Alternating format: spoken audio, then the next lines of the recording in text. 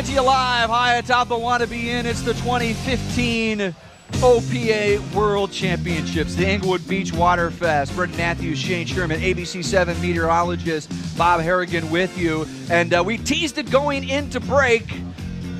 Weather, and we saw it certainly an effect on the races itself with some of the chop that we saw at certain points on the course. But in terms of rain, that's what everybody's worried about, Bob. And I know, looking towards Sarasota, we've got some thunder showers maybe starting to form, and that's the big thing. We don't want lightning. We could deal with a little rain, but lightning's the big thing. Just check the radar too, and it looks as though things are looking pretty good on our weather app. I just checked it, and we have some showers, a line of them moving just north of Sarasota. A very light rain showers, no lightning associated with those at all, and those are a ways away from us here in Englewood Beach. And there are some storms inland areas now, and with this west wind, it appears that if we see anything develop, I can see some rain right outside the window perched high above here at Wannabe, and you can see it off in the distance. More than likely that'll be moving east away from us and keeping it away from the course here throughout the remainder of the afternoon, which is about an hour. And so we mentioned it earlier, we've seen some weird, at least again from where we're from in Missouri, where we see pretty much the straightforward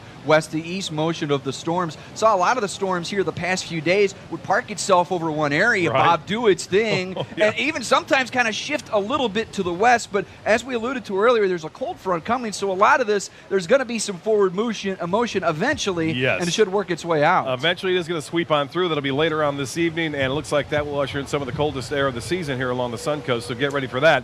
And when I'm talking cold, I'm talking relative, okay? Everything's upper 60s to low 70s tomorrow for high temperatures, but not like the upper 80s we've experienced all fall long, it seems like, here along Florida for that matter. It's going to be one of the warmest Novembers in the history, but there are some showers right now. It looks like mainly east of this race course and also north of us in near Sarasota and into Manatee County. Well, if we are wrapping up that record-breaking warmth, Bob, it couldn't be at a better time at the end of the Waterfest here. Oh, yeah. And we're going to continue with these warm temperatures. And our next race, we have been told, is going to be on schedule, and it's coming up here in just a little bit. You're want to be certainly on board with us for that. And I should tell folks here that are watching here on the Sun Coast of Florida that are seeing this production for the very first time. This group of incredibly talented individuals, we do 3 races a year, and the OPA season, it ends here today. This is it. We heard from the Geico team a little earlier. Hey, this is the end of the season. We go on. We start making those adjustments for 2016. But the 2016 OPA season, it essentially starts at the Lake of the Ozarks and Lake Race 2016. And again, that schedule is already out.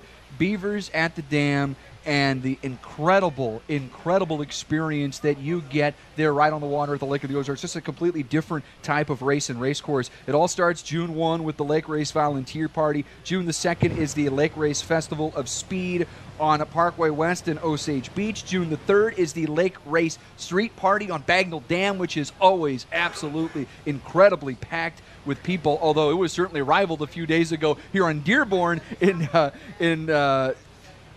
here in Englewood Beach, and the incredible amount of people that came out for that. But then on June the 4th, it is all about Lake Race and the incredible amount of boats that we see, and again, the boats that are here this weekend. So for those of you that are at Lake of the Ozarks, you know all about it. For those of you here in Florida, hey, come and join us at the lake in June as the OPA season gets started off on the right foot. That's a great point. It's a great vacation area. I'll tell you what, destination when things get hot here, go up there and check out the races as well. It's a great time. I know being from Kansas City, I've been down to the Lake of the Ozarks several times, and it's a wonderful place. Lots to see and lots to do, and I think there's pretty good fishing there too going on. There is a little bit of fishing, and as Brendan mentioned, the party on Dearborn the other night, the street party, top notch, a great party, and I'm going to go out on a limb here, and I just kind of feel maybe a little rivalry brewing, and maybe OPA can give us some help on this later on this evening. But I think we need to let OPA throw an award in at the end of the year for Street Party of the Year. Exactly. And give it to the volunteers who put these events together. So I like that idea. As I can see a shape up between Lake of the Ozarks and Lake Race Street Party versus the OPA Worlds in Englewood Street Party. A little friendly rivalry amongst the communities as to who can put the best street party together. Well, and obviously all these activities that go on throughout the weekend, and you mentioned what goes on at Lake Race, but in between here, days 1 and 3 of the Waterfest yesterday, great crowds were on hand. A ton of people out here on Englewood Beach for the Waterfest, and there was also a concert with Keith Anderson. I know a lot of folks, I think country. I believe Keith is is a country music performer, and you're getting a look at some of that video right now. It was an awesome show. Heard absolutely tremendous things, and it's just all part of what is now becoming a monster weekend here in Englewood Beach in November. The weekend before Thanksgiving, and again, I don't know if this really could have turned out any better this weekend with all of the events that went down, Bob. This is what I like about it, too. It's in November here, okay? This is a nice time of year to be in Florida. Usually it's not as warm, but still, the showers that moved through earlier got out of here quickly, and that's typically what happens. They move through, sky clears, and you see sunshine. That's why it's known as the Sun Coast. We get sun here quite frequently, and it's usually pretty nice.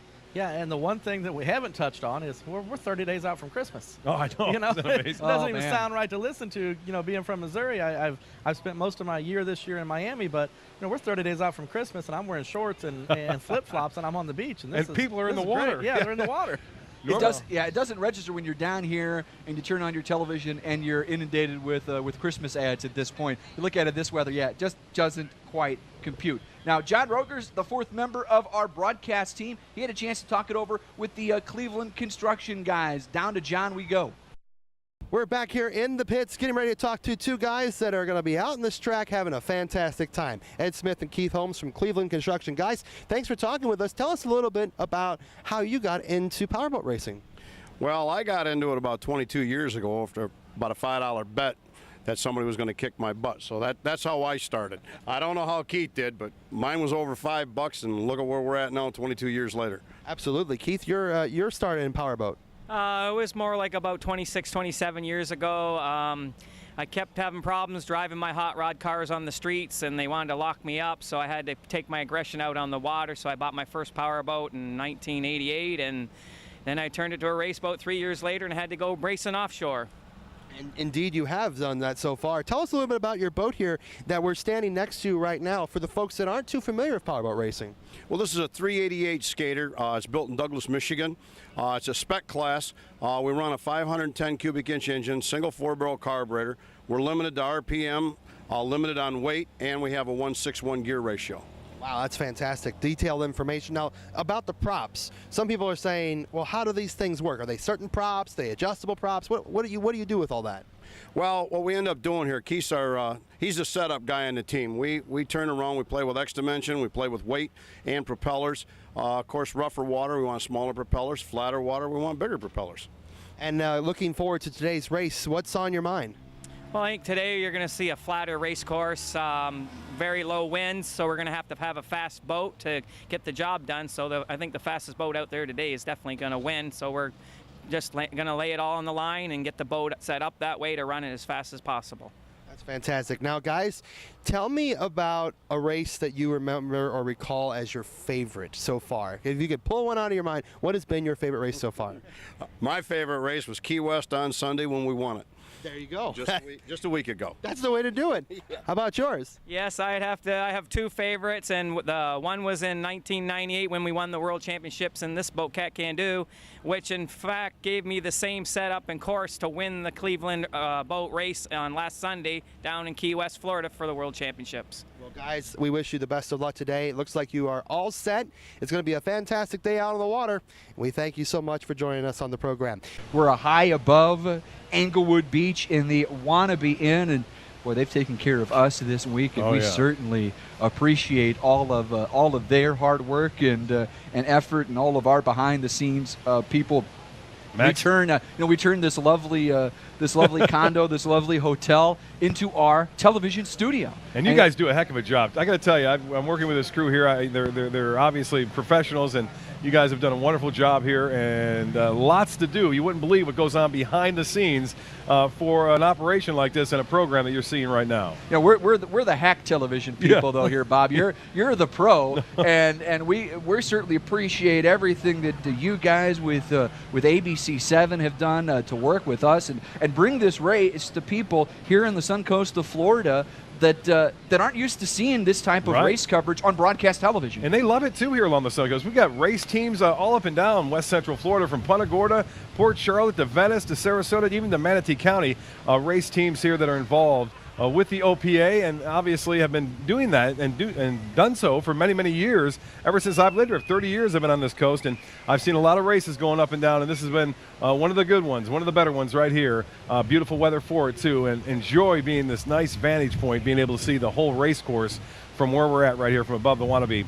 And looks to be pretty good coming up for the third race. If you don't know it already, we've had 2 thus far go by, and it looks to be good for the third. Absolutely. Weather could not be better, holding that rain off, and third race is on the way. We'll start previewing that when we come back. It's the 2015 OPA World Championships, and we're back after this.